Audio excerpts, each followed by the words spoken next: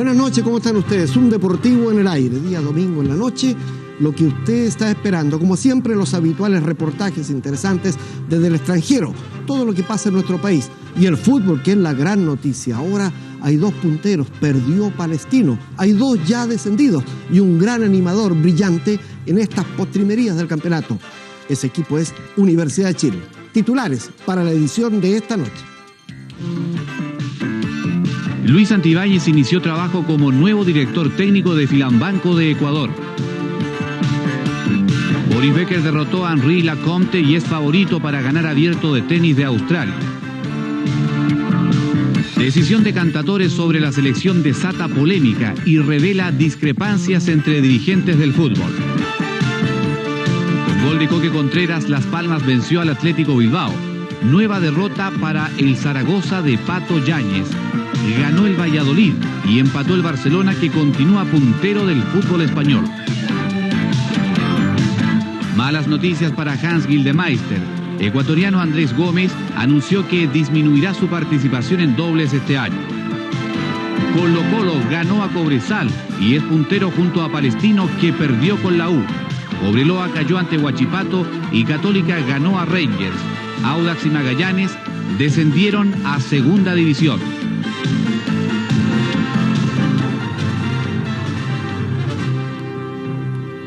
Televisión Nacional de Chile presenta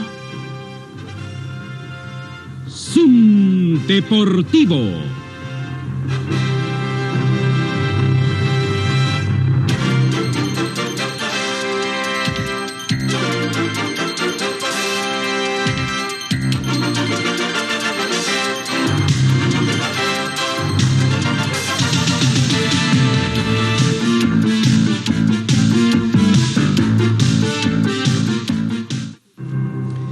Exclusivo para Zoom Deportivo, una nota directamente desde Ecuador, desde Guayaquil.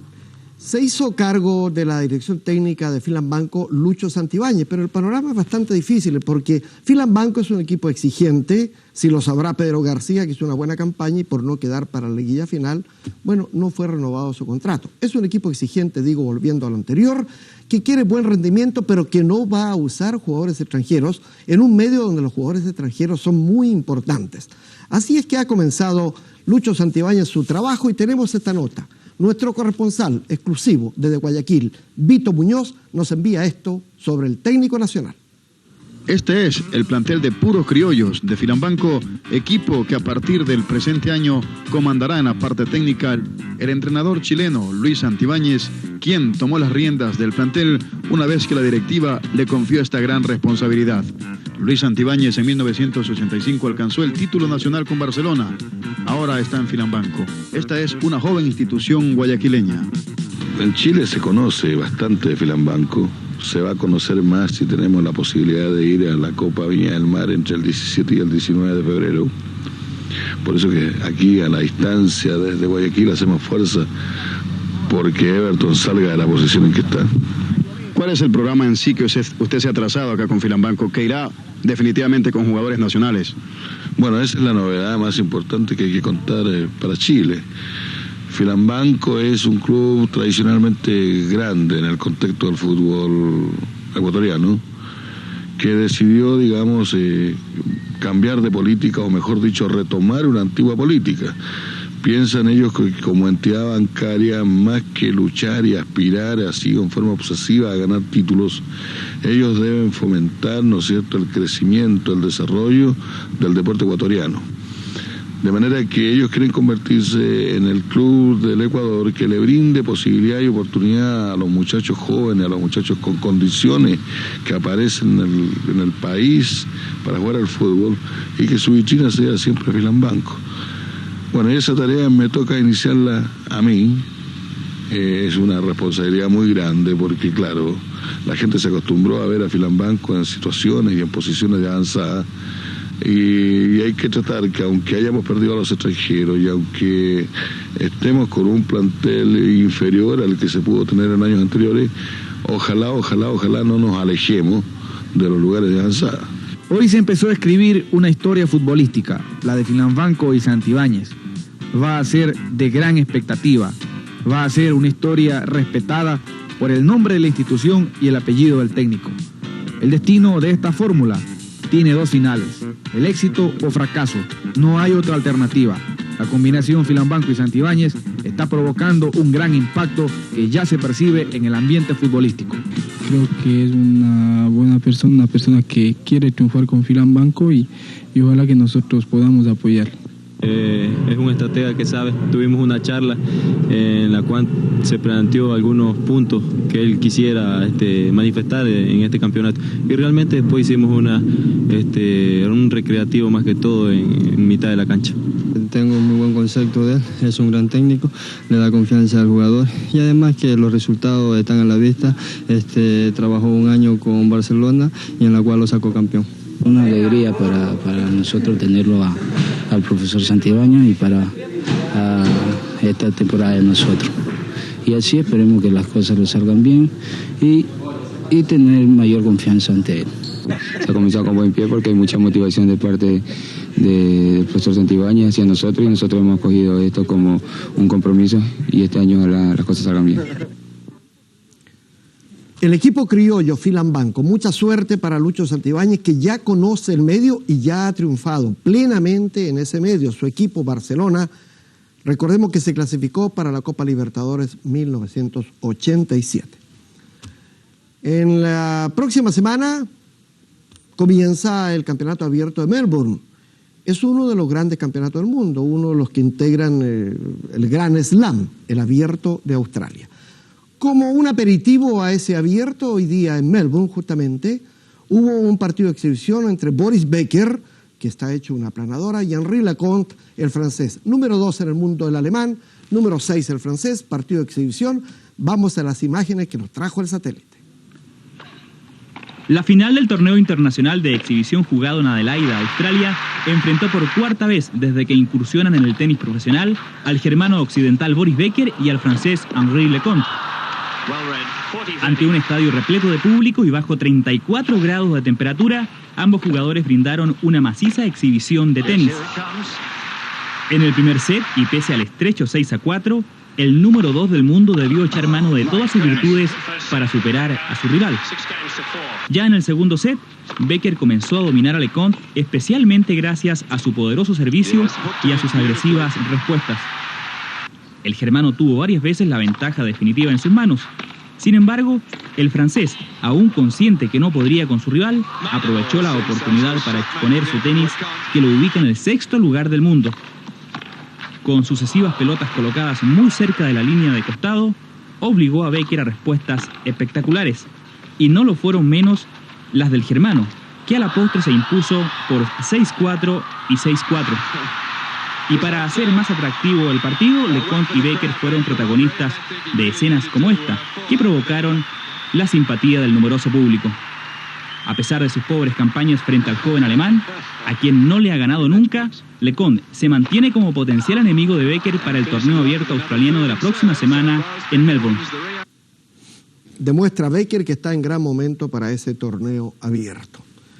Decisión de Vicente Cantatore, que a lo mejor mucha gente lamentó no hacerse cargo de la selección nacional de fútbol.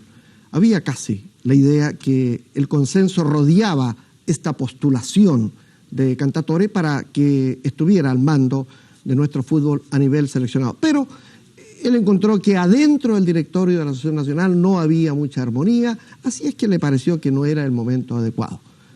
Vamos a escuchar palabras de gente interiorizada que está en el mundillo futbolístico para ver si todo el mundo quería a Cantatore como director técnico. Veamos ese reportaje.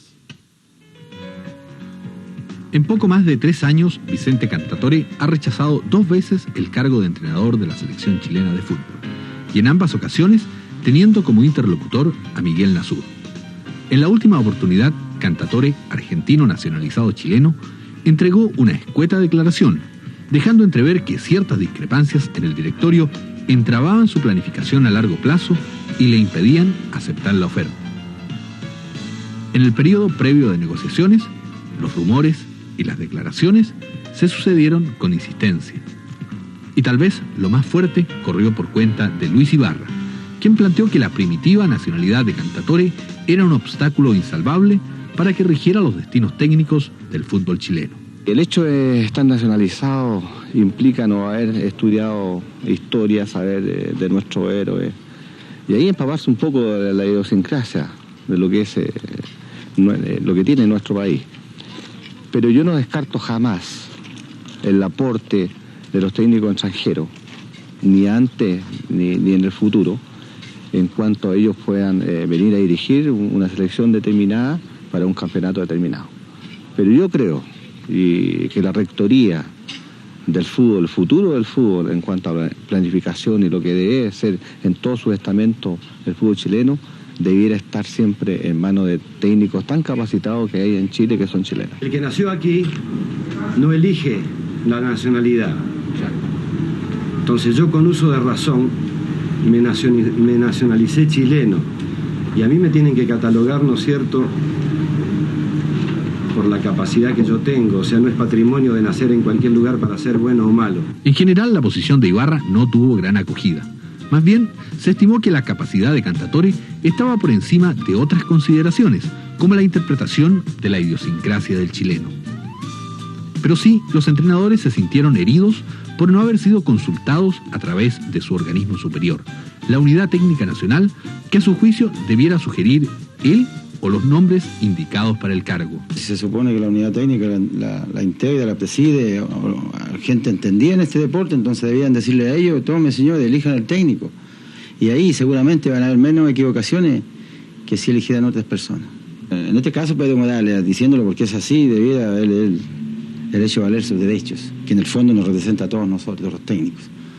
Pero si alguna vez yo estuviera en la unidad técnica, exigiría que la unidad técnica designe todo tipo de técnico, de todo tipo de técnico. ¿En las conversaciones con Cantatore se le consultó a usted a la unidad técnica? Bueno, no se consultó a la unidad técnica, fue una conversación a nivel de Asociación Nacional de Fútbol Profesional, no fue una conversación, entiendo yo, a nivel de la Federación de Fútbol de Chile, que es el organismo al cual pertenece la Unidad Técnica Nacional. ¿Usted, como jefe técnico de la Unidad Nacional, se sintió un poco descolocado, por decirlo así, en términos deportivos, al no ser consultado en estas gestiones? Sí, a pesar de que posteriormente fui informado de la situación, pero sí, creo que el camino que se siguió no fue el camino que se había seguido anteriormente. En el seno directivo, las explicaciones para tal omisión fueron radicalmente diferentes. ¿Por qué no se le consultó a la Unidad Técnica Nacional para entrar en conversaciones con Vicente Cantatore? Bueno, ese también es otro motivo. Si usted no se olvida, el 85 que propuso a Vicente Cantatore fue la Unidad Técnica Nacional. Y en esta oportunidad lo mismo él estaba de acuerdo, que el entrenador, en que usted está de acuerdo, la opinión pública está de acuerdo, la Unidad Técnica está de acuerdo, así que en ese sentido que se le haya consultado o no, y con una cuestión que ya sabemos todos que estábamos todos de acuerdo, era primero ver si estamos de acuerdo en lo que se planteó, en lo económico, en el planteamiento futbolístico, y en eso pues le íbamos a avisar a la opinión pública que habíamos firmado contrato. Cuando se va a designar un entrenador de selección chilena debiera consultarse al director de la Unidad Técnica Nacional. Pero cuando hay un cambio completo en una planificación total del fútbol con un programa 4 años donde las funciones que cumplía la unidad técnica no son... la unidad técnica no se termina, sino son orientadas en una situación distinta. Es una situación que le corresponde a los dirigentes tomar las determinaciones. Evidentemente no hay coincidencia entre las versiones de Menichetti y Nasur. Y ya casi es un secreto a voces que ambos directivos tienen distinto diagnóstico y tratamiento para los males del fútbol chileno. Y sus diferencias parecen ser tantas que uno lo reconoce y el otro lo niega. En el directorio hay unidad hasta el momento que yo sepa.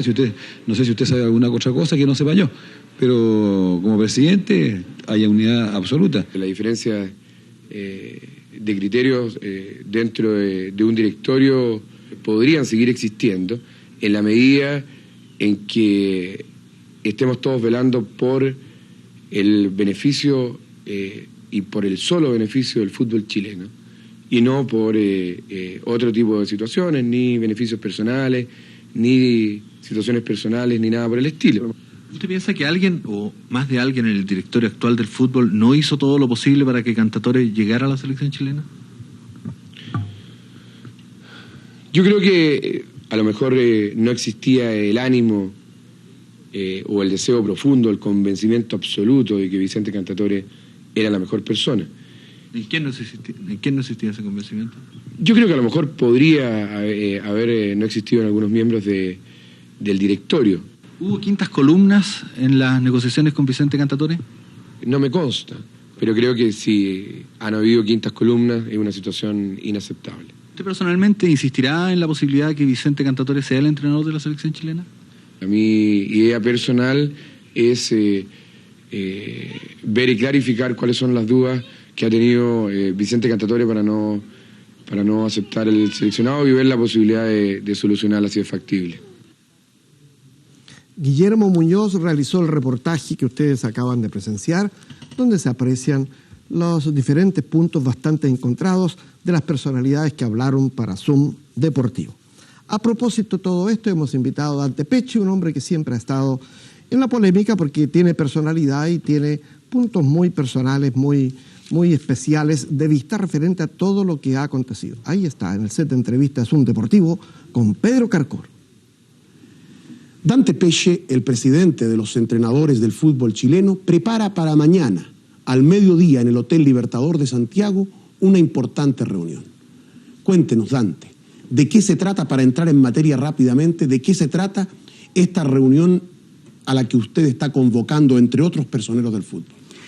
Bueno, en realidad es una convocatoria colectiva. O sea, no quiero arrogarme yo la facultad de haber sido solamente el iniciador. Esto data de hace muchos años y es una necesidad, yo creo, del medio, del ambiente, del sector de los trabajadores para participar mejor en el desarrollo del fútbol. Esto es exigir que se nos tome en cuenta en cuanto a la planificación, legislación del fútbol nacional. ¿Y quiénes van a participar en esta reunión entonces? Representantes de todos los gremios de trabajadores, los árbitros, los preparadores físicos, los entrenadores, los futbolistas, por supuesto, y además acompañados, asesorados por gente importante del quehacer futbolístico, como son los médicos, los periodistas deportivos, los kinesiólogos. Dante, ¿podría ser que esta reunión surge o esta idea nace como una reacción a estos proyectos que se presentan en estos momentos para reestructurar el fútbol chileno, puntualmente el llamado Proyecto Menichetti? ¿Es una reacción a aquello? Mire, yo no diría una reacción, sino que eso ha sido el factor desencadenante de esta reunión. Puesto que, como le digo, esta es una idea antigua, en esto participaron incluso Sergio Livington, me acuerdo, hace 20 o 25 años, con Fernando Riera y otros profesionales de la época. Nosotros la estamos reavivando en torno justamente a la necesidad que tenemos luego de ver, ser testigos de los últimos acontecimientos. ¿Qué acontecimientos que no les gustan a ustedes? No, los acontecimientos son esto que ocurrió la semana pasada, que hubo en primer término la presentación de un proyecto unipersonal en donde sale incluso del seno de un directorio para ser presentado a las autoridades o al fútbol, a los clubes, mejor dicho. ¿Se sienten postergados y ustedes? Perdón. Y además de eso, la necesidad que tenemos nosotros de ser oídos a objeto de que en esos planes podamos tener cabida nosotros. Entonces decimos de que estamos dispuestos a generar estudios que sean exactamente lo contrario de ese. No porque pueda ser malo, sino porque nosotros entendemos que la naturaleza del fútbol es colectiva y por lo tanto en la búsqueda de las soluciones tiene que haber un alto espíritu colectivo. Pero hay entes, organismos que representan, por ejemplo, los técnicos, la unidad, hasta dónde, como el Cerro San Cristóbal, podríamos llegar con ideas fantásticas. Y yo, de este tipo de reuniones que vengo escuchando hablar, pero hace mucho tiempo, Dante. Específicamente esta no, porque es primera vez que se unen los gremios. En forma aislada, sí. Yo personalmente incluso he sido hasta pesado para poner algunos acápites en planes que he presentado y que sé que no se van a tomar en cuenta. Lo de mañana es un paso, yo creo que serio, puesto que nosotros queremos despertar conciencia no solo en los niveles directivos del fútbol, sino que también en las autoridades deportivas de gobierno. ¿Y qué pasa con la unidad técnica, por ejemplo? ¿Va a ser invitada a esta reunión? No, por supuesto que no. Si esto es a nivel de gremio. La unidad técnica es un ente dependiente de la Federación de Fútbol de Chile, a la cual no se le dio ni reglamentos adecuados, ni se le buscó recursos. Entonces se creó un órgano, diría yo, inerte, porque tiene un jefe, pero no tiene una actividad consistente, ni en planes de desarrollo, ni diría yo ni siquiera en la parte docente, en donde se ha mantenido una línea que no ha sido discutida. Y yo diría que eso debería discutirse, en relación a la formación de los técnicos y también en relación a la formación de los futbolistas. O sea, yo estimo de que en este momento hay que, si no pegar un grito, por lo menos hay que juntarse y decir, señores, aquí los que han estado y los que han, digamos, han derivado desde el seno del fútbol directivo, de la parte directiva, han hecho y han legislado y han planificado. Entonces ahora es el momento de que también otras personas que tienen que ver con esto, que han dejado vida en el fútbol, tengan la posibilidad de hacerlo. Y en eso somos, con la humildad que el mismo fútbol exige, nosotros queremos llegar, como digo, a las otras esferas que conlindan con nuestro quehacer y que son los medios, que son todos los entes que están cerca del desarrollo del fútbol para que den su opinión y veamos qué es lo que pasa con el niño que llega al fútbol, con el joven, cómo está el fútbol en los barrios, cómo está la educación física en los colegios, cómo llega el niño. Entonces cuando ahí llega el momento de decir quién es responsable, que ni los dirigentes ni las autoridades del país digan nosotros estamos al margen o por fuera, sino que también se involucren dentro de ellas para encontrar entre todos las mejores soluciones para el fútbol chileno. Muchas gracias, Dante Peche, y ojalá que esto que surge como una iniciativa no quede en ellos, sino que llegue a un feliz término. Así lo esperamos. Dante Peche nos dice que por favor recordemos que mañana lunes a las 12 en lo que era el Hotel Emperador, que se llama ahora Hotel Libertador, se va a llevar a cabo esta reunión tan importante que es la Asociación Gremial de Trabajadores del Fútbol. Se dice que técnicos tan especiales como Fernando Riera, como Arturo Salá, como Caupolicán Peña, el propio Dante Peche están en este asunto. También están los jugadores, el sindicato de jugadores, los preparadores físicos, en fin. Se va a invitar a kinesiólogos, a psicólogos, el Círculo de Periodistas Deportivos también se ha puesto a disposición, los árbitros con don Salvador Valenzuela, que va a estar presente, está don Gastón Castro, don Raúl Donoso, en fin, gente muy importante, trabajadores del fútbol, van a ir mañana para ver si ellos pueden presentar un proyecto que pueda hacerle el peso al otro presentado en el seno de la Asociación Nacional por el señor Menichetti. Fútbol español. Una fecha muy importante. Vamos de inmediato a imágenes que nos llegaron vía satélite. El encuentro fue uno de los que hacen vibrar a la afición, una afición, la canaria, que ocupó el aforo del Estadio Insular en sus 3/4 partes y que sufrió durante los primeros 45 minutos al ver que su equipo no reaccionaba y el dominio era del equipo madrileño. La segunda parte fue otra cosa. La anticipación que faltó en los jugadores amarillos en la primera apareció y con juego rápido y al primer toque dominó al equipo de Martínez Jayo. El dominio, como decimos, correspondía al Atlético de Madrid. Los jugadores amarillos nerviosos e imprecisos y Marina, que aprovecha la situación para marcar.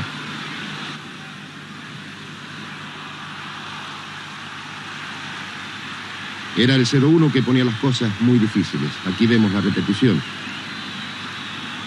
Y en el minuto 44, el gol del empate. Jugada que se inicia en Félix, juega Contreras, imprecisión en la jugada.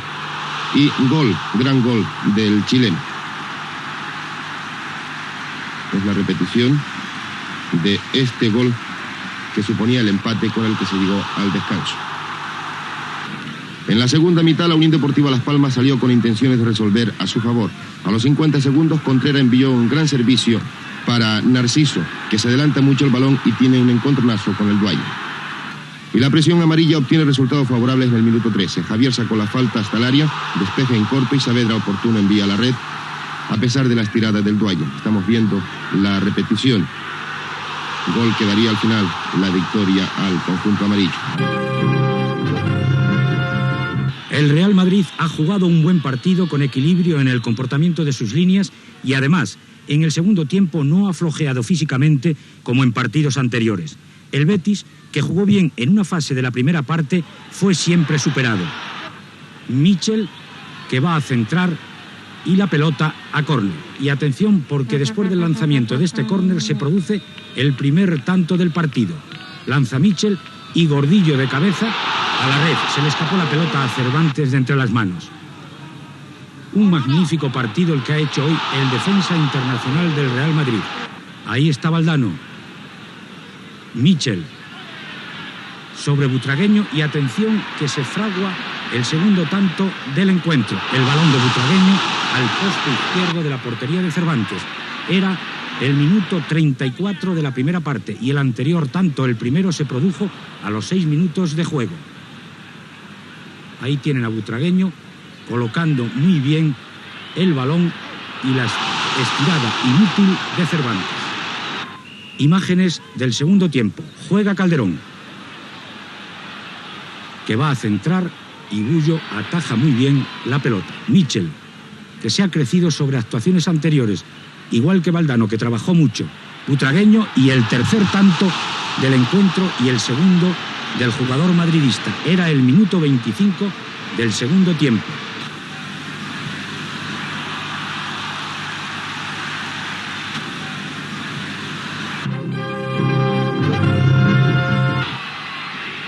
Por el Barcelona, Lineker y Hughes, y por el Sevilla, Ramón, que fue sustituido antes de la finalización del partido, y Cholo, que tuvo en sus botas la posibilidad más clara de variar el tanteador.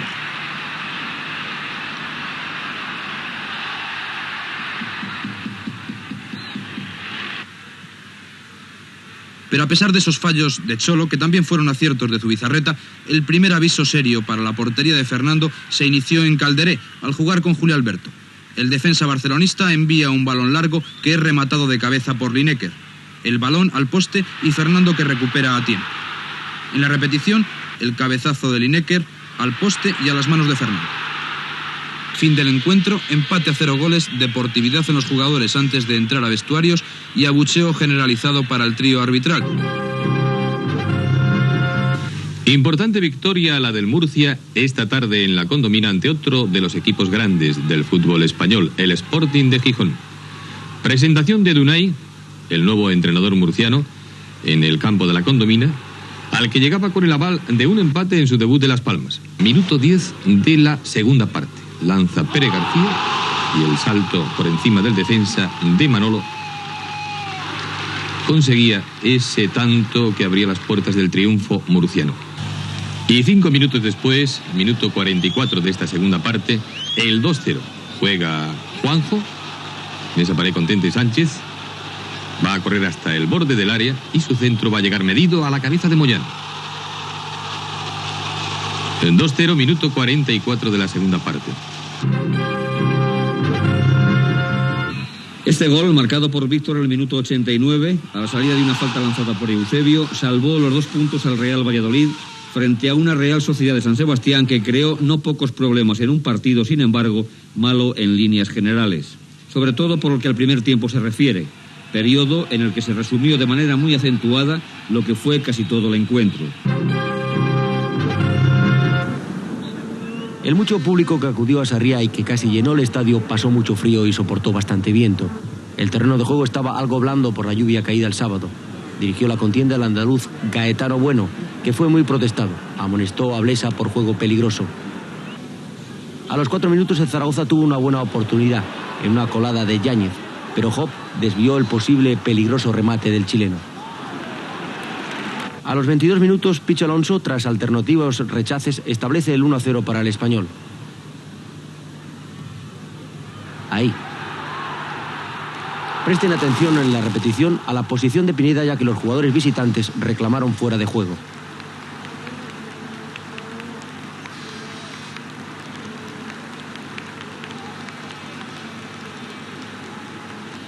A los 27 minutos, un centro de Valverde lo remata Picho Alonso de cabeza, estableciendo el segundo gol del Español. La jugada y el gol repetido.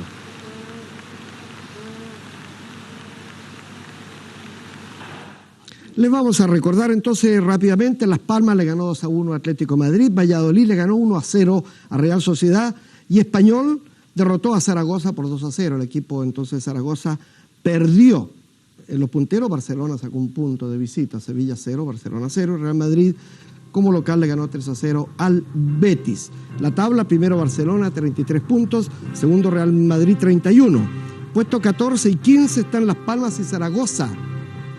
Son 18 equipos, bajan 3. Están al filo de la navaja, porque luego en el puesto 16, Santander, Sabadell y Osasuna estarían descendiendo ahora.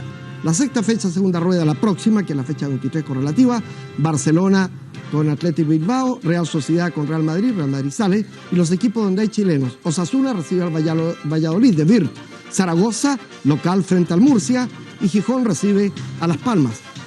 Contreras, con 10 goles, es el cuarto goleador. Delante de él están Hugo Sánchez, Ramón de Sevilla, Magdaleno de Mallorca y nadie más. Y luego está Contreras, aventajando a Lineker de Barcelona, a Julio Salinas, Atlético de Madrid, a Valdano, a Butragueño, una gran campaña del Coque. Luego viene el fútbol nuestro invitado y los goles y el mejor gol en Zoom Deportivo.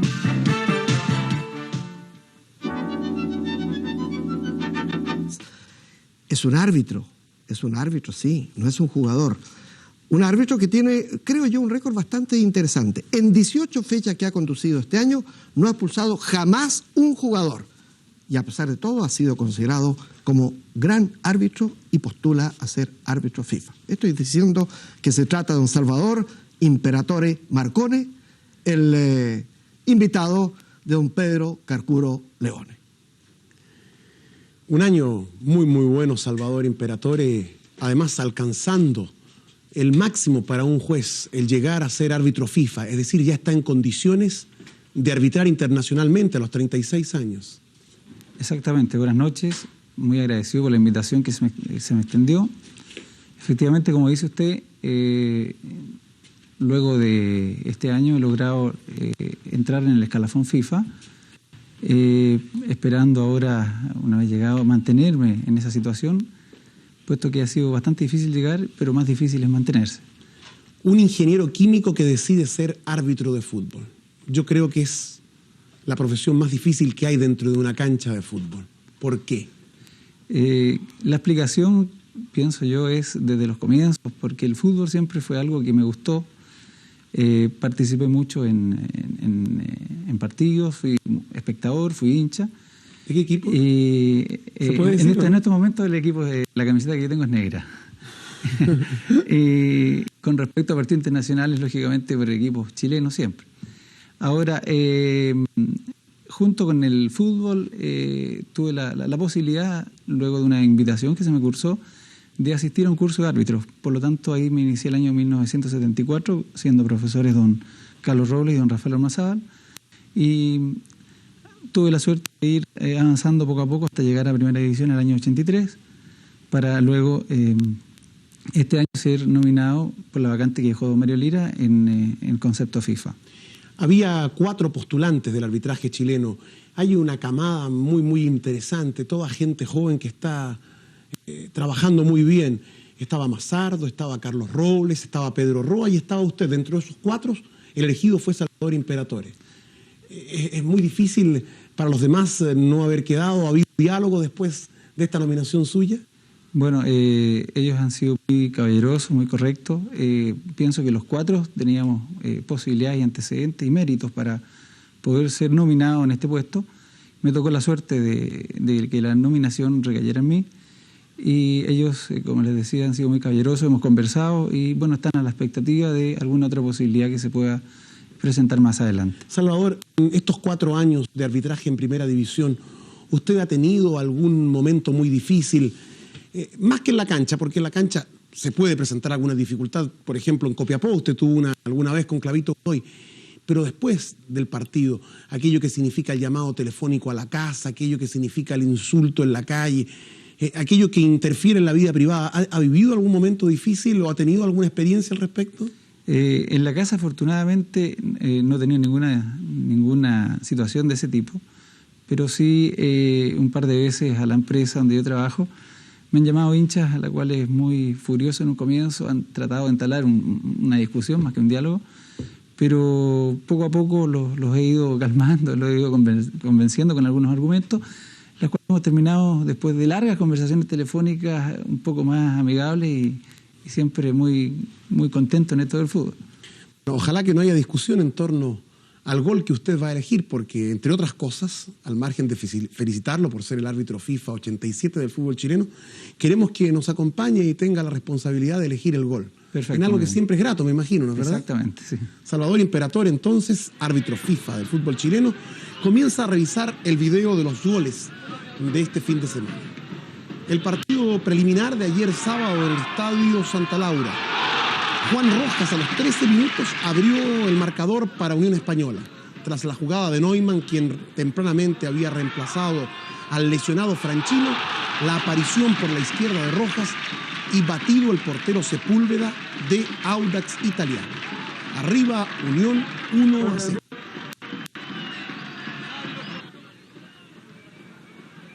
Estamos siempre en el partido de Audax con Unión Española y es el penal.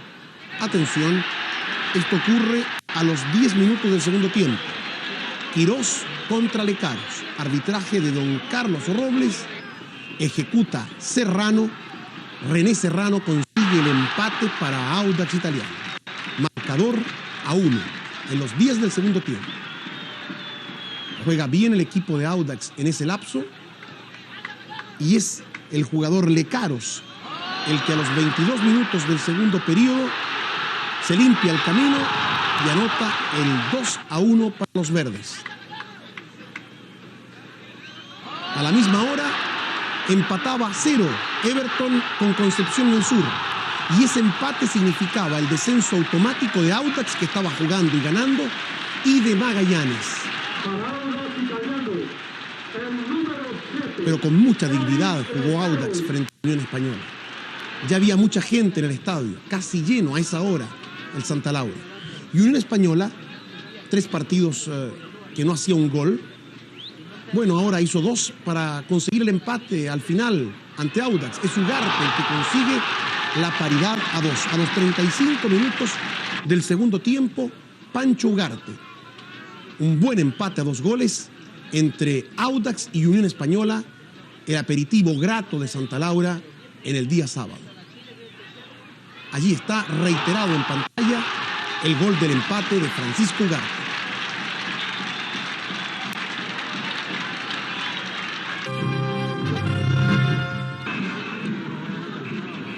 Partido estelar en el Estadio Santa Laura. 22.900 espectadores pagaron su boleto. Y este es el gol de Alejandro Rojas a los 39 del segundo tiempo que define el partido. Lo había atajado todo Marco Cornés, pero no pudo con este remate aparentemente fácil de una gran figura del partido. Alejandro Rojas, un triunfazo para la U frente al líder palestino, 1-0. Celebra la multitud en la Plaza Chacabuco, anoche en Santa Laura.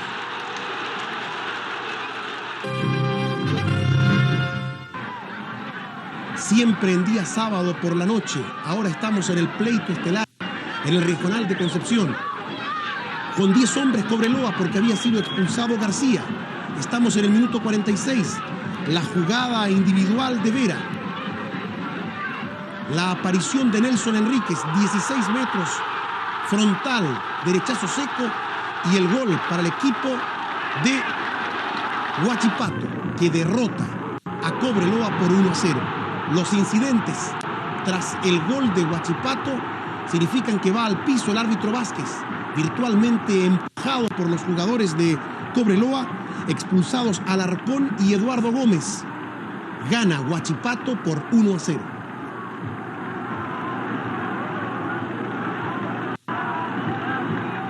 Los incidentes se prolongan y de nada sirven, solo para perjudicar al equipo que había perdido.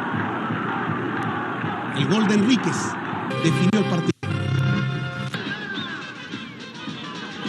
Estamos en la jornada dominical, en la primera región. El cuadro iquiqueño se pone en ventaja sobre Naval con este gol anotado a los 15 minutos del segundo tiempo por Víctor Saravia. Iquique ante Naval. Una linda chilena para definir de Víctor Saravia. Nos sirvió el brinco, la salida del portero Canales. Todo lo capitaliza Saravia. Arbitraje de don Jorge Mazardo en el norte. Pero cerca de la media hora empata Naval y comienza a complicarse el panorama para el cuadro de la casa. Ese remate de extraña trayectoria engaña al portero de Iquique. Malo está el terreno, que malo está el campo de juego, y es así como empata Naval. Rubén Sánchez, autor de la paridad. Y en este bien gestado contragolpe a los 42 del segundo periodo, Ricardo Flores anota el gol del triunfo para Naval. En el norte fue a ganar el equipo de Talcahuano. Iquique 1, Naval 2. Ricardo Flores liquidó el pleito.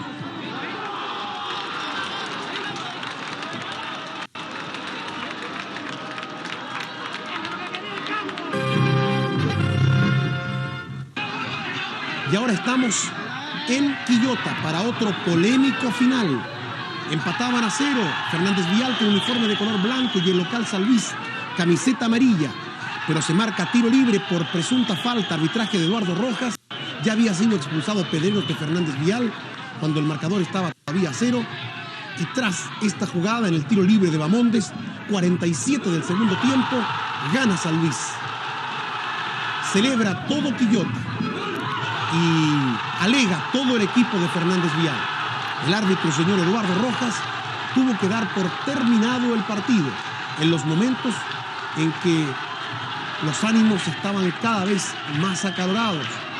El momento era más complicado para el árbitro. 1-0 le ganó San Luis a Fernández Vial. Triste epílogo en ese encuentro, con Acosta allí.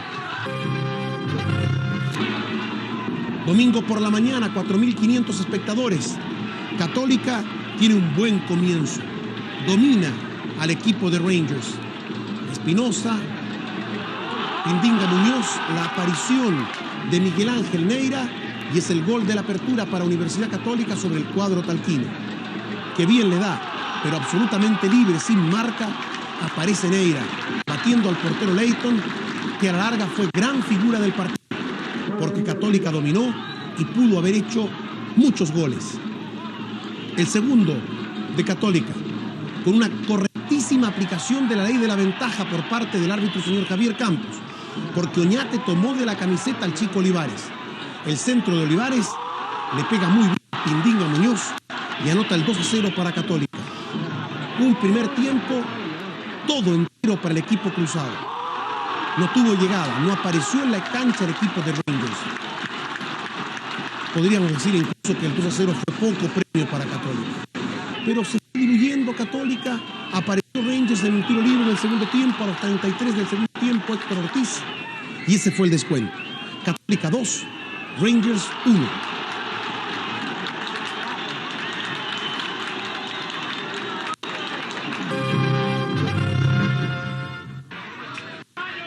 Estamos en San Bernardo.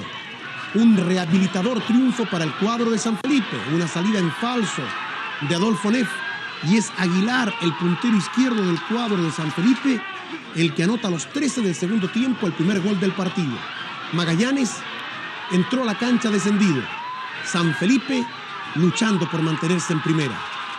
Expulsados Toro de Magallanes y Rubén González del cuadro de San Felipe. Arbitraje de Guillermo Bach. Una linda combinación entre Aguilar y Rostión. Y Naín Rostión, gran figura a lo largo de la temporada en San Felipe, pone el 2-0 para el cuadro visitante a los 17 minutos del segundo periodo. A los 37 del segundo tiempo termina la serie. De nuevo Aguilar aprovecha una falla de Cuevas. No puede Neff y liquida muy bien Aguilar. Un buen triunfo, reiteramos, para el cuadro del Valle de la Concagua. Por 3-0, jugando como visita en San Bernardo ante Magallanes.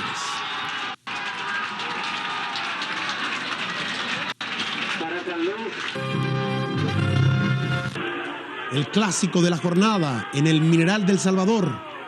Colo-Colo con camisetas listadas. Una figura excepcional, Jaime Vera. Inicia con gran talento individual y liquida. Adelantado, sorprendido, flojísimo el portero Acuña en ese gol espléndido de Jaime Vera. 1-0 el marcador en el primer tiempo para Colo-Colo sobre Cobresal. Gran barra de Colo-Colo allá en el Estadio El Cobre, la tercera región del país. Se inicia el segundo tiempo. Arbitraje de don Gastón Castro, 2 minutos del segundo tiempo. Navid Contreras pone el empate. El que arranca es Pedetti, profundo el pase para David Contreras quien liquida con mucha certeza, con gran claridad. 1-1 el marcador. Contragolpe. El que habilita es Vera. El que arranca es Saavedra. El que sale muy mal es Acuña. Y Colo-Colo es el equipo que se pone en ventaja. A los 6 del segundo tiempo, Cristian Saavedra. Colo-Colo comienza a pensar en la posibilidad de ser puntero al término de esta jornada del fútbol chileno. Jornada número 31. Y todo se ratifica cuando en el final del partido, a los 45 minutos, sale el equipo de Colo-Colo jugando desde atrás. Con Jaime Vera, el fútbol asociado, el balón bien jugado, Vera que sorprende, hace el sombrero y pone un lindo gol para Colo-Colo. Toda la alegría de Jaime Vera, porque Colo-Colo es líder junto a Palestino, porque Colo-Colo gana por primera vez en El Salvador, porque Cobresal pierde por primera vez en casa a lo largo de este campeonato nacional. Motivos de sobra para celebrar en Colo-Colo. Y hay muchos motivos aquí en pantalla, Salvador, como para que usted elija el mejor gol de esta jornada del fútbol profesional chileno. Efectivamente, de los goles que aprecié, hay 3 goles que son los que más me agradan. Uno es el gol de Víctor Hugo Saravia, convertido en Iquique en contra de Naval. Después hay otro gol que es el convertido por Flores de Naval, que le da el triunfo al equipo sureño. Pero me voy a quedar con el primer gol de Colo-Colo que realizó y efectuó muy bien la jugada el jugador Jaime Vera, puesto que desde un comienzo también mostró en esa acción buen dribbling, pasó un par de defensas y luego un remate de bastante distancia que poco se ve en el fútbol nuestro. Por lo tanto, premiando ese gol que además fue muy importante, puesto que abrió el camino para que Colo-Colo obtuviese un difícil triunfo allá en el norte, es que me quedo con este gol de Jaime Vera. Ahí está entonces, en pantalla, atención allá a Colo-Colo que en estos momentos está uno en El Salvador. Un lindo premio para Jaime Vera por el árbitro internacional del fútbol chileno Salvador Imperatori. Y nosotros, tras ver una vez más el gol de Jaime Vera, le entregamos el obsequio que a todas las grandes figuras que traemos a Zoom Deportivo le hacemos todos los domingos por la noche. Un reloj para usted, Salvador. Hay una pregunta a propósito del reloj. ¿A usted le gusta que los árbitros controlen el tiempo o preferiría, como muchos dicen en el mundo del fútbol, que se llevase el control por electrónica desde afuera de la cancha? Bueno, el hecho de llevar el control en forma electrónica le quita al árbitro una responsabilidad más. Sería más fácil para el árbitro. Pero hasta el momento FIFA se ha opuesto a eso y pienso que por mucho tiempo va a seguir siendo el árbitro el que controle los descuentos en cada partido. Ojalá que este reloj le sirva a Salvador para llevar muy bien el tiempo. Muy amable, muchas gracias. Éxito en el 87. Salvador Imperatori eligió el primer gol de Colo-Colo, el de Jaime Vera, como el mejor de esta fecha número 31 del fútbol profesional chileno. Y los árbitros han dado, creo yo, una nota muy emotiva. Ayer en Concepción, padre e hijo fueron guardalíneas en un partido de primera división. Néstor Mondría, padre, estuvo al frente en el otro sector de la cancha como guardalíneas a su hijo, Néstor Mondría. Y ambos tuvieron uno a Néstor Mondría, que era el padre, y otro el abuelo. O sea, hay 3 generaciones de Néstor Mondría que están o que han estado dedicadas al referato. Vamos a la tabla de posiciones luego de esta fecha candente que acaba de terminar. En primer lugar, Colo-Colo y Palestino. La diferencia de gol no tiene mayor importancia porque de igualar en primer lugar deben jugar un partido si se desestima la diferencia de gol. La consignamos solamente como un dato informativo. Tercero, Cobreloa con 40, los primeros están con 43. Cuarto, Cobresal 37. En quinto lugar, Universidad Católica y Huachipato con 35 puntos. Más abajo, en la séptima posición, Naval y Concepción, la octava región ahí firme, 34 puntos. Noveno, la U. El gran equipo Sensación, qué campaña está realizando y qué fútbol está presentando. La U con 32 puntos, décimo Unión Española con 30, undécimo Fernández Vial y San Luis con 29. Y luego está lo complicado. Ahí más abajo, y esto que le está ahí tintineando usted, es que están descendidos. Bueno, 13º lugar está Iquique con 27 puntos y debe jugar con Fernández Vial de visita en la próxima fecha. Atención.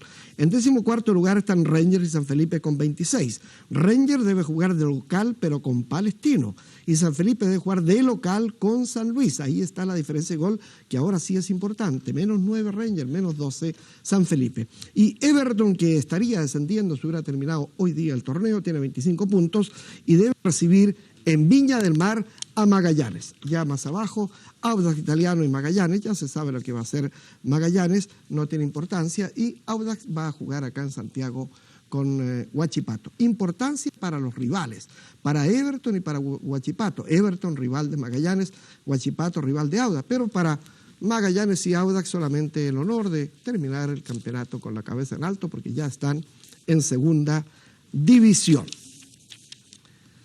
Han descendido entonces equipos que han ganado en forma variada varias veces título de los mejores en el fútbol profesional. Y la reacción fue distinta entre los hinchas de uno y de otro elenco. La gente de Audax reaccionaron tranquilamente cuando terminó el partido. Estamos siempre acostumbrados a ver jugadores que se tiran al suelo, que se ponen a llorar, que se desesperan. Ya veían venir el asunto con mucha tranquilidad. Y a los de Magallanes dicen los hinchas que deberían linchar a los dirigentes. En fin, son reacciones de las hinchadas. Veamos cómo fue esto luego de haber descendido tanto Audax como Magallanes. Faltando 3 fechas para el término del campeonato, Audax Italiano y Magallanes descendieron simultáneamente a segunda división. En el Estadio Santa Laura, Audax luchó hasta el último minuto por mantener su remota opción para quedarse en la serie de honor. A pesar que muy temprano ya perdía por 1-0 ante Unión Española y solo le servía la victoria. A esas alturas, su pequeña barra ya consideraba sellada la suerte del equipo. Lo acompañaremos igual en segunda división, así que no iremos a los poseros, como dicen, pero iremos. Yo siento una gran pena que se va en nuestro club. Lo sentimos bastante. Como le digo, que ahora en la buena, en la mala, nosotros estamos apoyándolo. Pero no por estar virtualmente descendidos, la hinchada dejó de alentar a su equipo. E incluso protestó airadamente cuando el árbitro anuló un gol de Audax Italiano. En el segundo tiempo, Audax exhibió una gran dosis de entrega y honestidad profesional y llegó a volcar el marcador con goles de Serrano y Lecaro. La ilusión, aunque lejana, se mantenía, ya que Everton empataba en Concepción. Pero Ugarte decretó el empate para Unión Española, que sepultó definitivamente los sueños. El pitazo final del juez Carlos Robles terminó por enviar a segunda división a Audax Italiano, un equipo que este año tuvo una interminable rotativa de técnicos y que incluso sufrió la decepción de algunos jugadores. Al final no hubo lágrimas, solo una serena amargura. Audax Italiano hizo una campaña baja, hizo una campaña mala con un 30 y tantos % de puntos ganados, y un equipo que logra eso en un año debe descender. Pienso que Audax no podía seguir otro año más así. Pienso que a lo mejor esto de ser malo puede ser muy bueno más adelante, ya que Audax puede consolidar su base, trabajar muy bien en las cadetes, que creo que es el futuro de Audax. A la misma hora se sellaba la suerte de Magallanes al empatar Everton en Concepción. Por esto, el equipo entró hoy a su cancha de San Bernardo a enfrentar a San Felipe sin ninguna opción. Y el cuadro visitante, que también lucha desesperadamente por librarse de la segunda división, aprovechó la condición anímica de su rival y venció por 3-0. A diferencia de la ponderación exhibida en Audax, los hinchas de Magallanes reaccionaron con gran virulencia, culpando del fracaso especialmente a los dirigentes. Yo les pregunto a los señores dirigentes, ¿dónde está la plata de la venta de Basay, de Medina, Santander y tantos otros jugadores que emigraron? Esa es la pregunta. Por eso, señor, yo les digo que Magallanes no descendió por los jugadores. Ni un jugador quiere perder. Ni uno. Son los dirigentes los malos. Yo culpo a los dirigentes nomás. Los jugadores no tienen culpa de esto. En medio de la música conciliadora de la fiel bandita, en las afueras del camarín, los incidentes estuvieron a punto de pasar a mayores, registrándose varios intentos de agresión física. Sin duda, un triste y polémico final para uno de los clubes con más tradición en el fútbol chileno.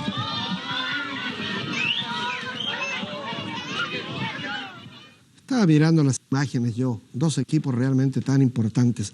Audax fue campeón el 36, el 46, el 48, el 57. 4 veces fue campeón de primera división. Magallanes fue el 33, 34 y 35, los 3 primeros años cuando recién se fundó el fútbol profesional, el año 33. Y luego fue campeón el 38, también en 4 oportunidades fue campeón del fútbol grande. El equipo de Audax tuvo a Ormazábal, a Carrasco y a Parra como técnico. Magallanes se sacó los que realmente. Tuvo a Hernán Castro, a Jorge Venegas, a Roberto Espicto, a Sacha Michaev, a Ricardo Horta, volvió Roberto Espicto y terminó con Francisco Grels. Es imposible, ¿no es verdad?, poder hacer algo coherente con esa rotativa. Así es que ambos elencos, con el corazón en alto, con mucha decisión, deben afrontar estos avatares bastante duros de la segunda división en la temporada que se avecina. En primera división hubo discusiones, ¿no es verdad?, como siempre, goles que no fueron, goles que debieron ser anulados, offside, eso dice el hincha, eso dice el apasionado, el adicto. Pero aquí está Mario Gax, ex árbitro FIFA, para dilucidar algunas dudas que le va a presentar Pedro Carcuro. Hemos seleccionado todas las jugadas polémicas de esta fecha e iniciamos junto a Mario Gask de inmediato el recuento. Inmediato vamos a revisar el video, Mario, para ver la primera jugada polémica. Es un gol anulado a Audax Italiano. Lo anota Pellicer. ¿Bien anulado o mal anulado? Perfectamente bien anulado. El jugador de Audax Italiano, Pellicer, está adelantado, no tiene 2 defensores que le exige el reglamento en el momento que hace contacto con la pelota. El arquero Quiroga había habilitado a todos los delanteros de Audax al rechazar la pelota, pero el segundo disparo de Pellicer ya en la boca del arco, él no tenía ningún rival por delante, así que la jugada fue totalmente viciada en ese sentido. Lo curioso es que si no la toca Pellicer, el gol es válido. Exactamente, la pelota iba directamente al arco, el arquero ya no lo alcanzaba y Pellicer, antes que entrara, que iba a entrar, la golpea y realmente ahí participa él y comete la infracción. La posición de adelanto se ratifica.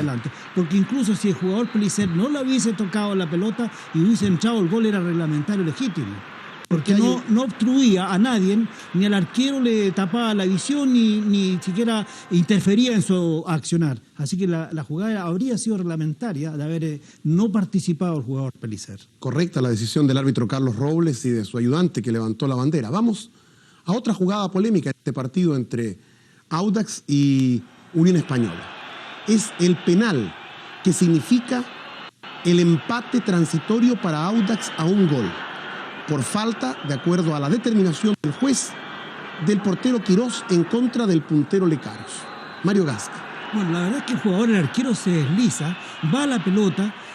Pues es muy probable que haya un leve roce, pero es involuntario del arquero, el jugador que le sacó muy buen provecho.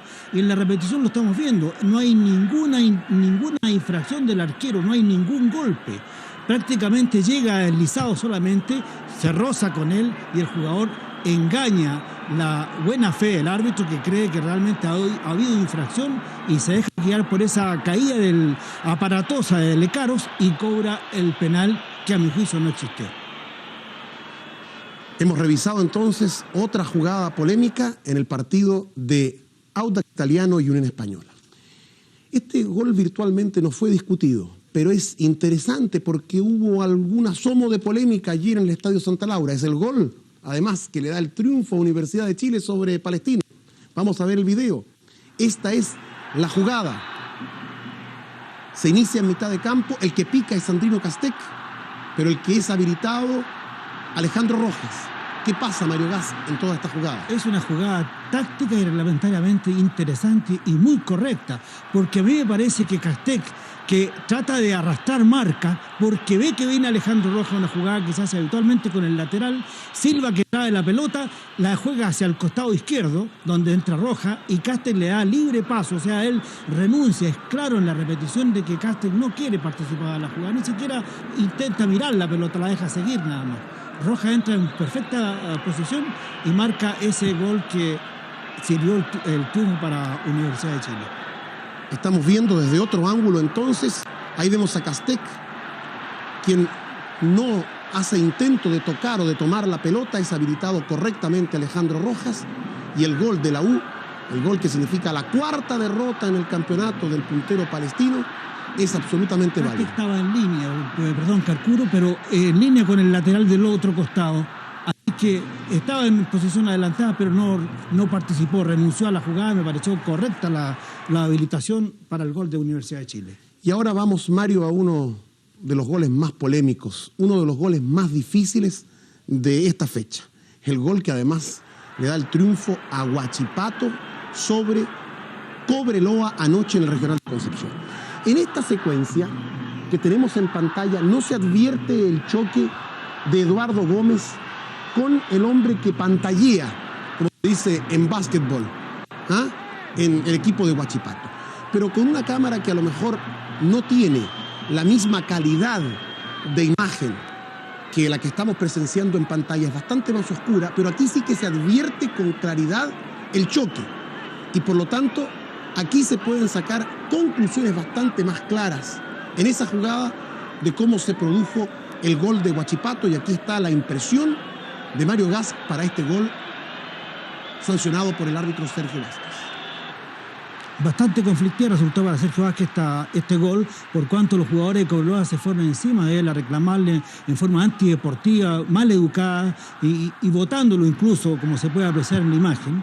Y estamos viendo la jugada que realmente creo yo que el jugador de Huachipato cometió infracción.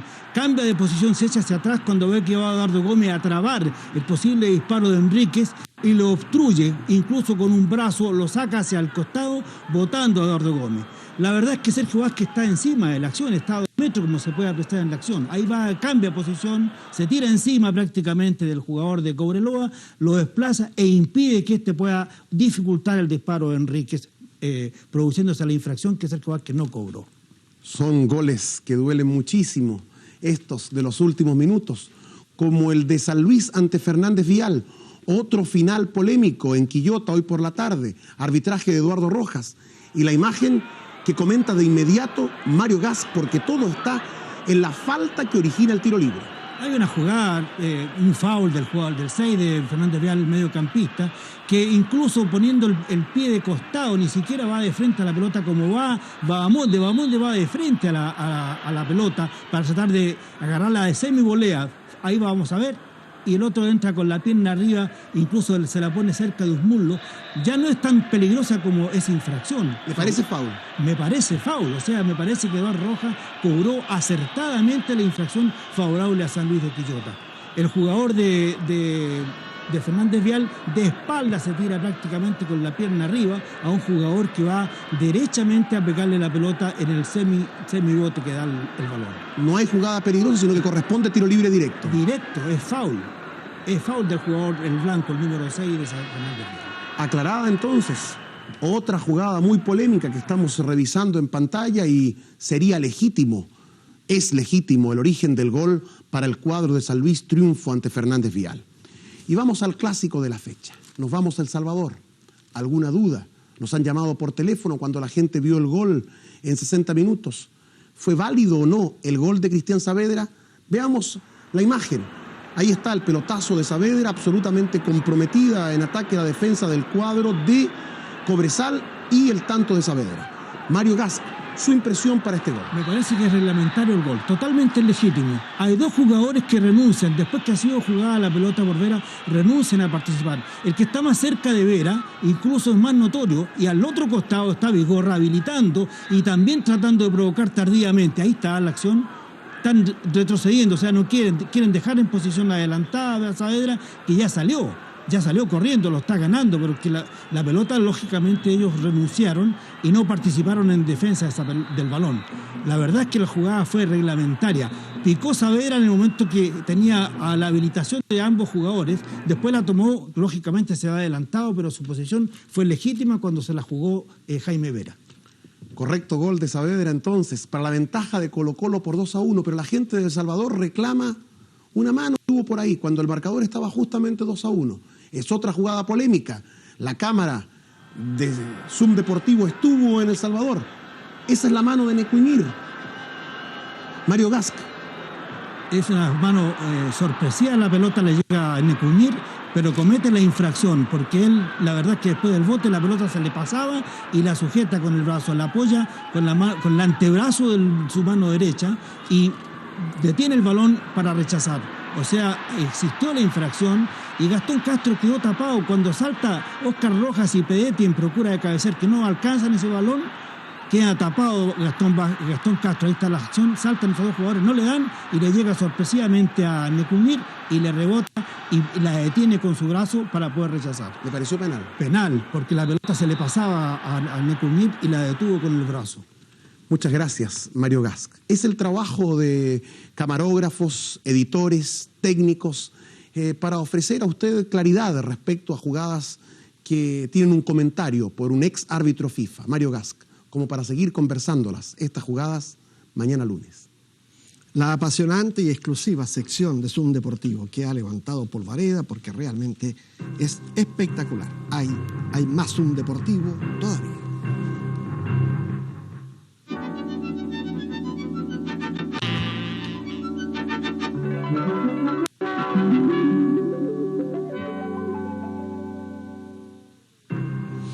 Desde Ecuador no llegan buenas noticias para Gildemeister. Ahí está descansando Andrés Gómez, que anda medio lesionado hace rato, que anda con lesiones que le torpedean su buen accionar en la cancha. Y él ha declarado que este año no va a participar mucho en dobles. Recordemos que la pareja de Gildemeister y Gómez fue elegida como la mejor pareja de dobles de la temporada 1986, ganando el derecho a concurrir al máster. Pues bien, Gómez dice que se va a centrar en el singles, donde él tiene grandes posibilidades, donde siempre avanza muchos campeonatos, entonces le sale muy efectivo porque anda muy bien en singles, muy bien en dobles, se juega en la misma semana, entonces juega realmente como malo de la cabeza. Así es que ha dicho que no va a participar tanto en dobles, y esto se lo ha dicho a nuestro corresponsal Vito Muñoz, allá en Ecuador, en Guayaquil. Andrés Gómez Santos, la raqueta número 1 del Ecuador y de Sudamérica, ha comenzado sus entrenamientos con miras a su próxima temporada por el Nabisco Grand Prix y también representando al país en Copa Davis. Ahora convalece de una pequeña lesión en el tobillo, pero aquello no impide que Gómez ya piense en lo que será su actuación del presente año. El informe para Zoom Deportivo de Canal 7 de Chile. Es el primer torneo de debut en este año. Bueno, va a comenzar en el torneo de Key Biscayne, el Lipton Internacional, que se juega en esa ciudad. Comenzará a la última semana del mes de febrero. ¿Va en dobles y en singles? Dobles y singles, sí. ¿Siempre con Hans? Sí, bueno, voy a jugar con Hans algunos torneos este año. Creo que quizás voy a bajar un poco la cantidad de torneos de dobles que he jugado y me voy a concentrar más a los Grand Slams. ¿Y cómo así?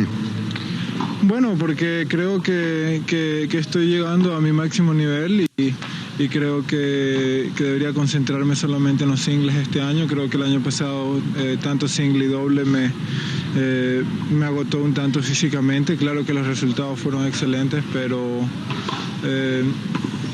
ya fui número 1 en el mundo en dobles. No creo que haya mucho más que eso que conseguir, y por eso quiero concentrarme exclusivamente al single el próximo año. Y además otra razón, creo, Andrés, es el hecho de que hay muchos de tus compañeros que están empujando con mayor fuerza, como Miloslav Mechie, el mismo Kevin Curren, etcétera.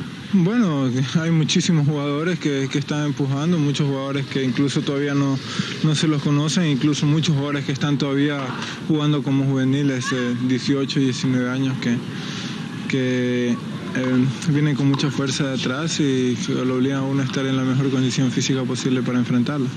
Así es. En cuanto a Copa Davis, tienes un nuevo compañero que es Hugo Núñez. ¿Qué sabes de él? ¿Lo has visto por lo menos acá en estos últimos días? Lo primero quiero decir que estoy contento de que se haya incorporado un jugador como Hugo, que ya tiene algunos años jugando en el circuito, sobre todo este año me parece que ha jugado bastante bien y está dedicado a jugar un poco más los torneos del Grand Prix y lógicamente se le ha dado mucha experiencia y creo que va a ser un jugador muy valioso para tratar de reconquistar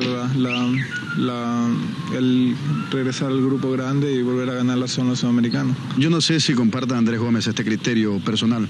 Para mi modo de ver, uno de los rivales más duros en esta zona americana de Copa Davis es sin duda alguna Perú.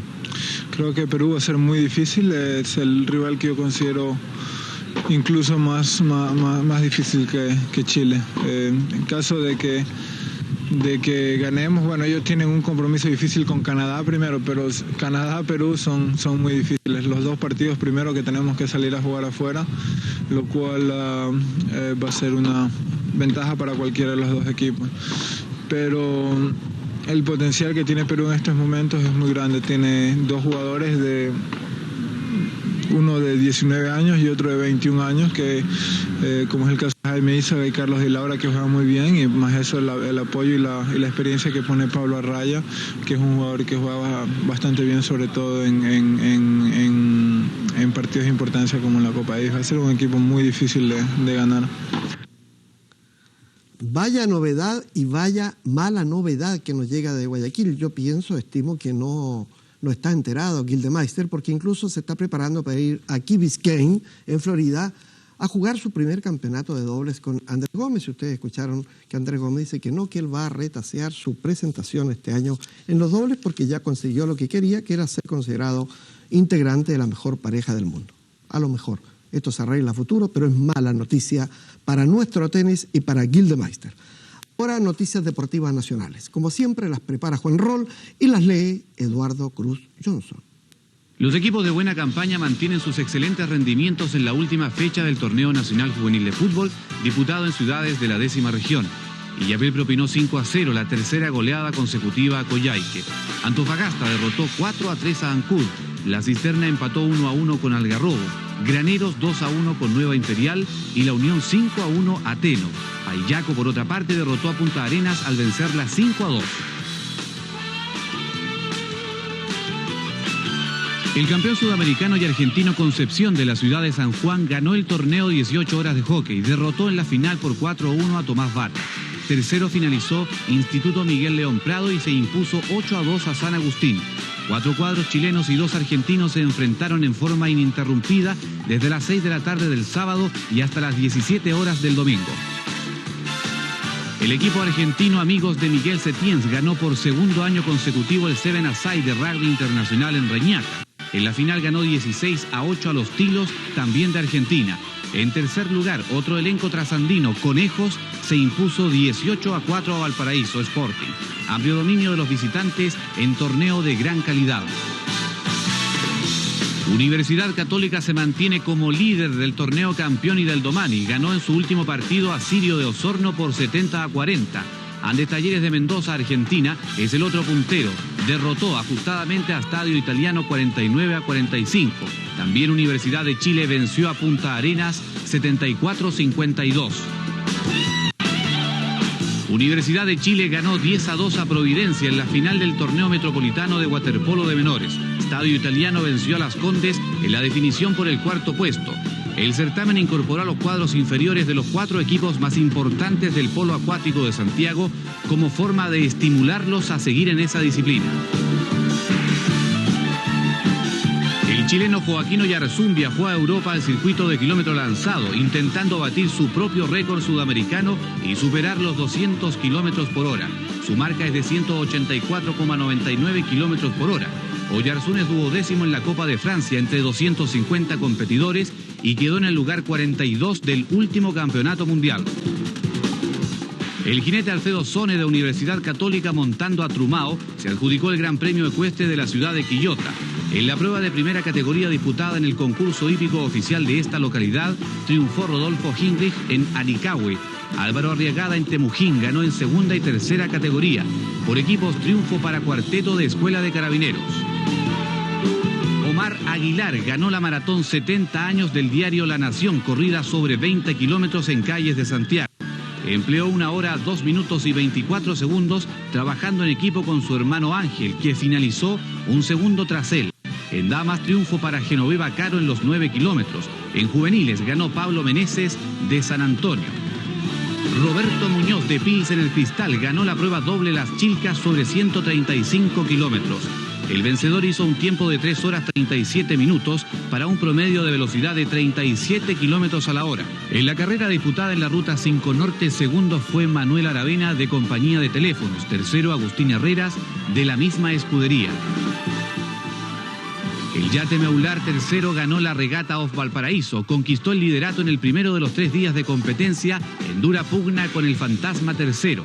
En la última jornada, el viento de menos de 8 nudos impidió el término de la regata en los cánones establecidos por la Escuela Naval y fue anulada la fase del domingo. Tras Meular tercero y Fantasma tercero, clasificó en el puesto siguiente el yate El Recluta. Yo quiero destacar entre las noticias que ustedes acaban de observar y escuchar la realización del Campeonato Nacional Juvenil de Fútbol que se está llevando a cabo en la 10ª región, en 3 subsedes. En Río Bueno, en Payaco y en La Unión. Están en los grupos, cuando avancen un poco más, es un deportivo, le dará un tratamiento como se merece este campeonato. Felicitaciones para ellos, que sabemos que con todo entusiasmo en las 3 subsedes están apoyando, pero fuertemente, este hermoso campeonato que es interesante para el futuro del fútbol nuestro. Hípica, el próximo sábado se corre un gran premio internacional en el Hipódromo Chile. Ya tenemos algunas novedades respecto a ese gran premio internacional. Vamos a las imágenes, que aquí va a ver algo que a usted le interesa.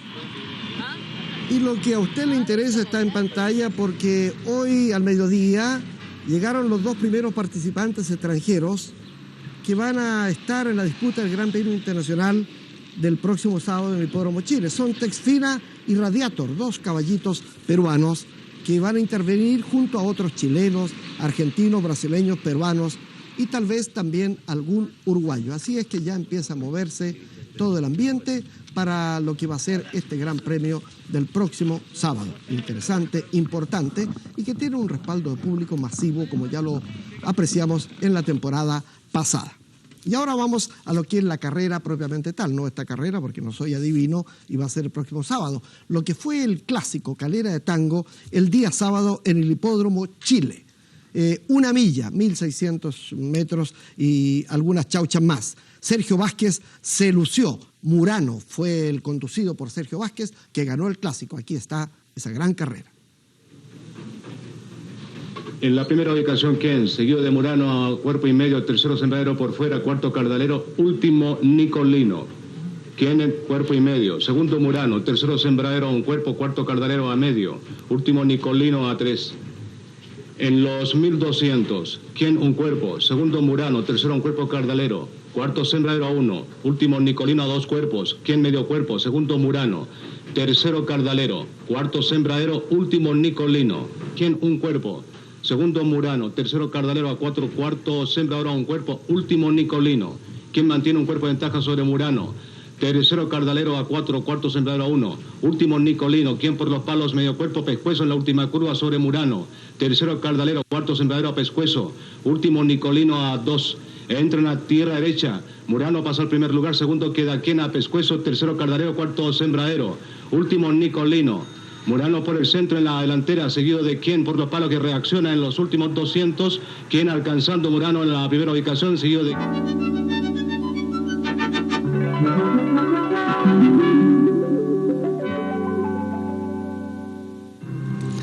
Hoy día terminó en Italia la primera rueda del campeonato italiano. Participan 16 equipos, fue la 15ª jornada.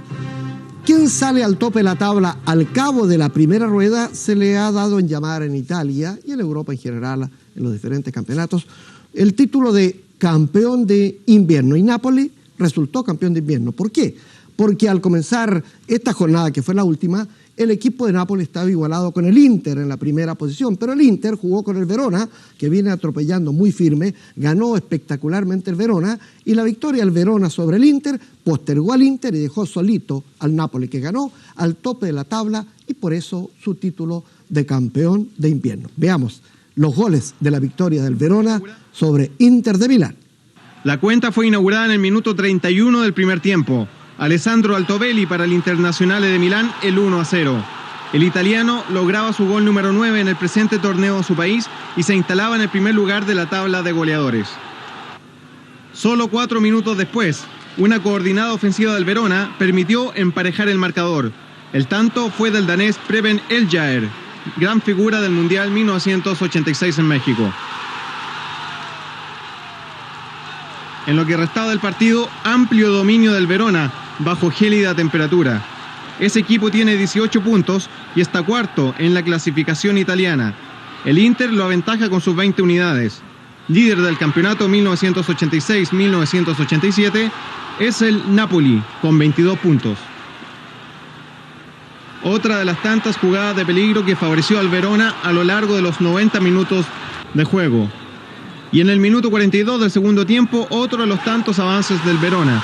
Y Elgjaer saca provecho de la confusión para dejar las cuentas 2-1. Pese al favoritismo, el Inter de Milán cae derrotado. Y la tabla queda el Napoli 22 puntos, Internacional 20, el Inter que acabamos de ver, Milán y Juventus 19, Roma y Verona 18 puntos. El goleador de campeonato es Altobelli, se mencionó ahí en la nota. Luego está Virdis, Viali, otro Virdis, son dos, Maradona y el Pelado Díaz. Están los argentinos bien metidos en la tabla de posiciones. Y hay algo que llama la atención. Platini, que fue goleador en 3 temporadas, no está ni siquiera entre los primeros 18 goleadores. Tampoco está entre estos 18 Pruso, que fue el goleador de la temporada pasada. O sea, le ha venido un poco la noche a Platini con lo que le pasó en el Mundial y no ha podido levantar después de México 86. En la próxima jornada, Napoli tiene suerte porque hace de nuevo de local frente al Brescia, así es que es muy posible que conserve su primer lugar en la tabla de ubicaciones. Este fin de semana finalizó en Santiago el tercer campeonato internacional de alas delta. Es un deporte que cada día, y no es por hacer un chiste, cobra mayor altura. Jorge Abuabda realizó este reportaje. En su anhelo por volar, el hombre ha ideado un sinnúmero de máquinas, desde las más primitivas hasta aquellas altamente sofisticadas. Pero son pocas las que le ofrecen la posibilidad de entrar en contacto pleno y directo con la naturaleza, donde solo es necesario sentirse un verdadero hombre pájaro y contar, por supuesto, con un par de alas. Precisamente, estas livianas estructuras, las alas delta, le han permitido a los amantes de este deporte desarrollar su espíritu de aventura. Durante 2 fines de semana, 33 competidores de Argentina, Suiza, Alemania Federal, Inglaterra y Chile participaron en el tercer campeonato internacional de alas delta organizado por el club Juan Salvador Gaviota. ¿Cómo se mide la capacidad de los deportistas? Mira, la principal forma de medirlo actualmente es mediante los vuelos de distancia. Los pilotos tienen que conocer primeramente muy bien cómo controlar su ala, maniobrarla. En segundo lugar, conocer el relieve. Y en tercer lugar, conocer muy profundamente las condiciones meteorológicas. En la cumbre del Cerro Paidahue, en la comuna de La Reina y a 1.300 metros de altura, cada uno de los participantes se preparó junto a su máquina para alzar el vuelo. Una vez armadas las alas, en un proceso que no demora más de 15 minutos, cada piloto queda en condiciones de iniciar la travesía, apoyado por un básico instrumental que registra la altura y la velocidad del viento. Entre los participantes están Félix Usaeta y Mauricio Cotín, quienes poseen el récord nacional de distancia en vuelo con 70 kilómetros. ¿Qué es lo que los motiva a ustedes a realizar este tipo de experiencias? Bueno, es una inquietud que yo creo que el hombre ha tenido desde mucho tiempo, ¿no? El sentir la libertad del vuelo en toda su plenitud. Y la idea, digamos, para hacer una práctica segura es no cometer imprudencia. Con esa misma prudencia, cada uno de los participantes debe esperar pacientemente el momento para iniciar el vuelo, uno de los instantes críticos. Una vez en el aire y habiéndose producido una singular metamorfosis, cada hombre pájaro depende solo de su destreza para alcanzar la altura ideal, además de una condición climatológica favorable.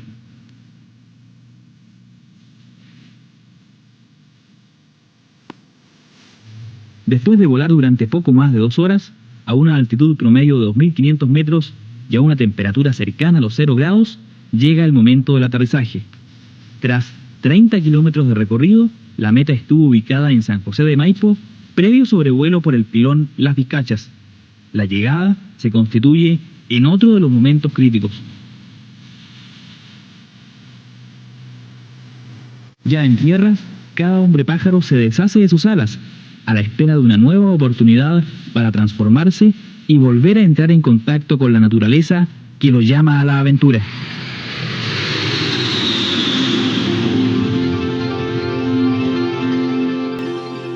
Un bello deporte, y queremos destacar el nombre de los ganadores.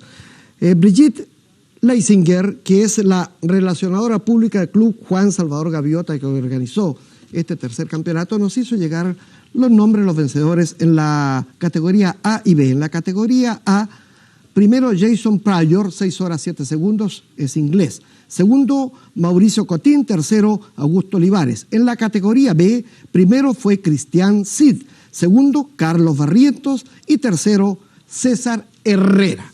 Esos fueron los resultados de las hermosas imágenes que ustedes estuvieron observando hace un ratito en su pantalla. Ahora de inmediato, noticias deportivas internacionales. El finlandés Arin van Tanen en un Peugeot Turbo se afianzó como líder del Rally París-Dakar. Los participantes tienen dificultades para abandonar el desierto de Ténere, en el que están desde hace 3 días en sus camiones, autos y motos.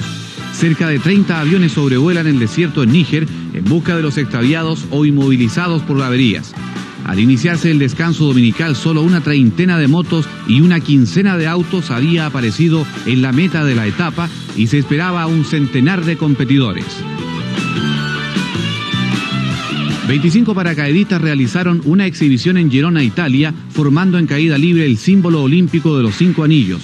Los especialistas vistieron con los colores que estrictamente correspondían y por lo tanto cada uno de ellos tenía una posición previamente determinada en la formación, impidiéndose la posibilidad de que siquiera uno cambiara su ubicación en el descenso. La figura se realizó a los 90 segundos del salto. El hispano-uruguayo Alfredo Evangelista se coronó nuevo campeón de Europa de los pesos pesados al vencer en el quinto asalto al holandés Van der Dertelir. En Bilbao, España, se proyectó definitivamente como una de las figuras mundiales en el futuro de la categoría máxima. En tanto, el italiano Patricio Oliva retuvo su título mundial en los Welter Juniors. Derrotó por puntos al desafiante mexicano Rodolfo González en 15 rounds. Las suizas continúan dominando la competencia de esquí de pendiente por la clasificación mundial con la victoria de Beatrice Gafner. La escoltaron su compatriota María Warinser y la austríaca Siglin Winkler. La pista en Schwarzenberg fue criticada por la mala visibilidad. Las deficientes condiciones climáticas provocaron caídas cuando las competidoras bajaban a más de 100 kilómetros por hora. Una austríaca fue internada en un hospital con fractura de omóplato. Campeonato Mundial de Salto en Esquí en los Altos Tatra en Checoslovaquia. Participaron atletas de 13 países por cuarta ocasión en esta fase invernal. En el descenso de 90 metros, victoria para el finlandés Ari Ilupuyi. En segundo puesto finalizó el austríaco Udo Vettori. El escenario checoslovaco permitió pleno lucimiento de las cualidades de los competidores.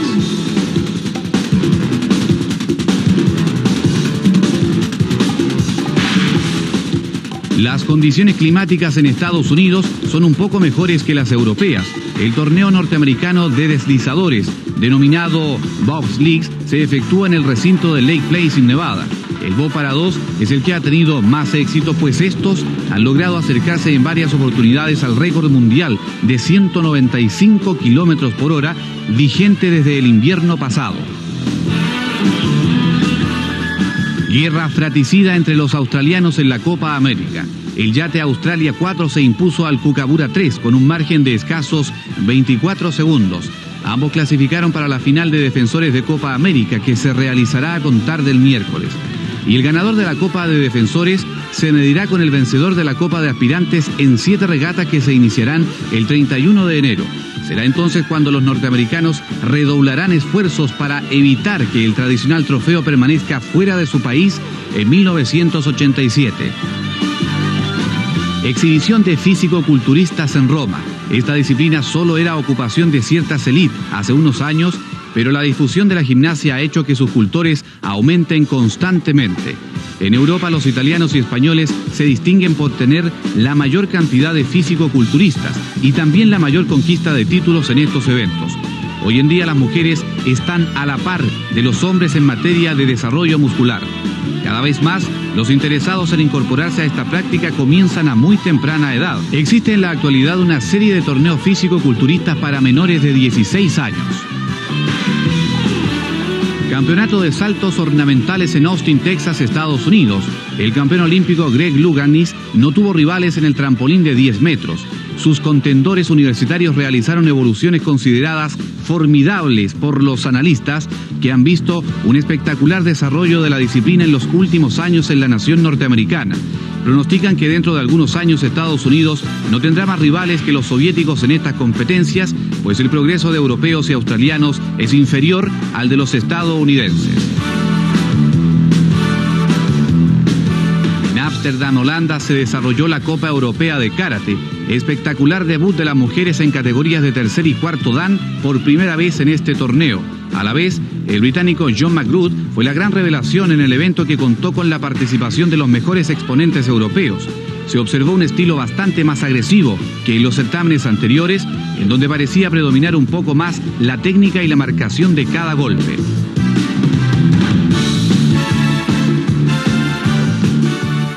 Cuba ganó el torneo femenino de voleibol disputado en Londres. Aplastó a Alemania Oriental por 15-10, 15-5 y 15-4 en la final de la competencia amistosa que reunió a 16 naciones. Las cubanas están segundas en la clasificación mundial tras China Popular. En esta ocasión ganaron todos sus juegos sin perder un solo set para adjudicarse el trofeo Pickford. Entre otros, derrotó a Japón, séptimo en la clasificación mundial, y Noruega, segunda en Europa. Ahora le corresponde el turno a fútbol de segunda división. Se está jugando una liguilla para determinar un equipo que va a primera división, solamente uno. Se jugó la primera fecha de la segunda rueda, vale decir la sexta correlativa. De inmediato a las imágenes, comenzando con el partido que se jugó en el norte entre Arica y Lota Schwager. Jorge Cruz fue el árbitro y 4.468 espectadores. No han respaldado mucho al equipo los ariqueños. A los 25 minutos, Pedro García marca para Lota. Muy sorprendido el portero, pero todo el primer tiempo, a los 45, Johnny Cortés, seleccionado juvenil, va a empatar para el equipo ariqueño. Los goleadores Bonón de Lota y Raúl Toro de Arica no se hicieron presentes en el marcador. Ahí está el empate, 1-1 terminó este partido. Estamos ahora en Rancagua. Primer tiempo, 9 minutos, Aníbal González. Enrique Neira trata de sacarla, pero el gol es de Aníbal González. O'Higgins 1 y su rival Malleco 0. Sigue la carga el cuadro O'Higgins. Ricardo Valenzuela es el árbitro. Muy buena finiquitación de Hermes Navarro, 8 minutos, 2-0 para O'Higgins. 7.955 espectadores, 1.254.700 pesos. Lanzamiento libre, nadie la toca y Miguel Candia descuenta para Malleco a los 11 minutos. Mucha actividad en el marcador. O'Higgins 2, Malleco 1.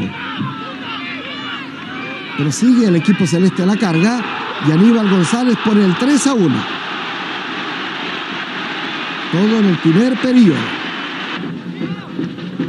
Ahora a los 26 es Hermes Navarro, ante una falla del portero Manríquez, el que pone cuarta cifra para O'Higgins. O'Higgins 4, Malleco 1.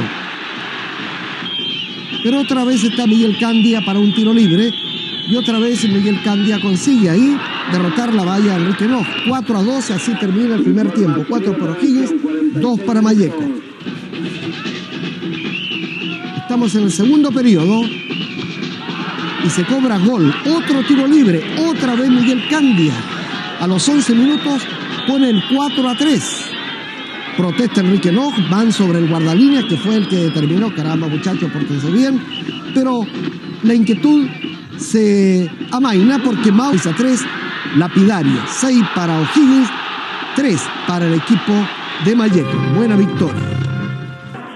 Estamos en Coquimbo. Hay una falla del portero y Mario Espinosa a los 3 minutos del segundo tiempo, al tomar ese rebote en un tiro libre cedido por Bozó, abre la cuenta para el equipo local. Coquimbo 1, Cobre Andino, su rival, 0. El equipo verde de Cobre Andino la marca y empate Iván Zamorano, cuando no. Es el gol número 22 que marca en el año. Zamorano está en 1-1, segundo tiempo, 13 minutos. 4.653 espectadores, Iván Guerrero el árbitro y Pedro Barahona a los 38 minutos le da la victoria al equipo de Coquimbo. Coquimbo gana por 2-1, importante victoria al cuadro de Cobre Andino. De izquierda, Espinosa ahí marca el gol de la victoria para el equipo del Norte Chico. Vamos a la tabla de ubicaciones terminada esta fecha. Así queda. En primer lugar, empatados O'Higgins y Lota Schwager con 8 puntos. Tercero, Coquimbo 7. Cuarto, Cobre Andino 6. Quinto, Arica 4. Sexto, Malleco con 3. La próxima fecha, que es la séptima fecha, va a decir la segunda rueda, Lota Schwager enfrenta a Malleco, recibe a Malleco. Cobre Andino, que clásico, recibe a O'Higgins, y Arica a Coquimbo. Recordemos que O'Higgins es puntero con 8 puntos y Cobre Andino tiene 6, por lo tanto el partido es entre Cobre Andino y O'Higgins, donde es Cobre Andino el local. Es un partido de difícil predicción, pero el campeonato está muy lindo y asciende solo un equipo. Hay más Zoom Deportivo, tengo algunas noticias, algunos cables que darles a conocer. Tengo un cable de la U que se lo voy a dejar para más ratito porque antes le voy a dar esta noticia. El equipo de General Velázquez superó como visitante al Diván Mayo, jugaron en Villa Alemana, con lo cual ganó la liguilla de tercera división del fútbol aficionado, y con este resultado el conjunto de San Vicente de Tagua obtiene el derecho de pasar en la temporada 1987 a segunda división. Así es que General Velázquez de San Vicente está ahora en segunda división. Falta una fecha, pero General Velázquez tiene una ventaja inalcanzable, por lo tanto felicitaciones para el equipo de San Vicente. Y de la U tengo esto tan importante, pero de la U grande no, es de la U chica. Porque en Lima dicen que con la participación de 8 equipos de fútbol de menores de 13 años, 7 de Sudamérica y 1 de Europa, se inauguró el segundo torneo internacional de fútbol en Lima, acontecimiento que se jugará hasta el 18 del corriente. El campeonato se llama Por los Niños del Perú. Lo organiza el Club Peruano Deportivo Zúñiga y tiene la autorización de la máxima autoridad deportiva del Perú. Hay 2 grupos y le voy a leer solamente uno. En el grupo 1 está Saprissa de Costa Rica, la Selección de Venezuela, Deportivo Zúñiga del Perú y Universidad de Chile, los chicos de Universidad de Chile. ¿Y cuál es la gracia? La gracia es esta. El equipo chileno, dice el cable hoy día, representado por Universidad de Chile, venció a la Selección de Venezuela por 2-1 en el partido jugado hoy, correspondiente a la segunda fecha del segundo Campeonato Internacional de Fútbol para menores, categoría hasta 14 años, o sea, de 13 años. Eso es lo que tenía preparado Zoom Deportivo para esta noche. Los esperamos el próximo domingo. Muchas gracias por su atención, que descanse y que nos pase bien.